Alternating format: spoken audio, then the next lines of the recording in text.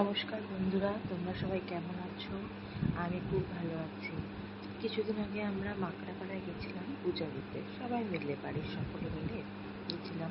তো আসার সময় আমরা লাটাগুড়ি হয়ে আসি। তো লাটাগুড়ি হয়ে আসার সময় তোমার ছাঁচাঙ্গি পার হওয়ার পরে জলঢাকা নদী। তো বাড়ির থেকে দেখি যে জলঢাকা নদীতে প্রচুর জল। তো দেখেই তো সবার মনে হলো যে একটু যাই, গিয়ে ঘুরে আসি। আর তখন ঠিক বিকাল বিকাল হচ্ছিল। তো আর আমরা কোনোদিনই বিকালবেলা এরকম জলঢাকা নদীতে আসিনি।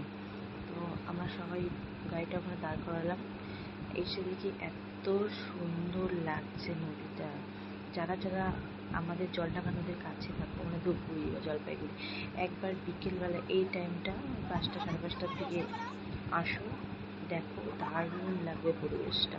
চারদিকে হাওয়া দিচ্ছে, এই দেখো সূর্যের আলো, মানে নেবো নেবো আর কি।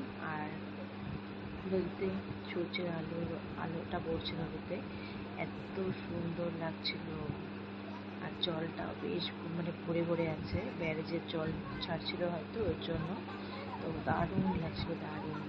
তো তোমরা যদি একটু ভাজা টাজা ধরো, সিঙ্গারা, চপ এইসব মধ্যে বিকালে যাও, আর গিয়ে খেতে খেতে যদি নদীটাকে দেখো, ওইদিকে চারদিকে ফাঁকা মানে ফাঁকা পরিবেশ, বাইরের হাওয়া, নদীর হাওয়া, একটা ঠান্ডা স্নিগ্ধ হাওয়া, দারুণ লাগবে, দারুণ। তো তোমরা একদিন গিয়ে ঘুরে আসো, মন করবেই না যে বাড়িতে যাই আবার, মনে হবে ওখানেই বসে থাকি। আমরা প্রায় 10-15 মিনিট ছিলাম, মনে হচ্ছিল মানে আরও 1-1.5 ঘন্টা ওখানে সময়টা কাটাই।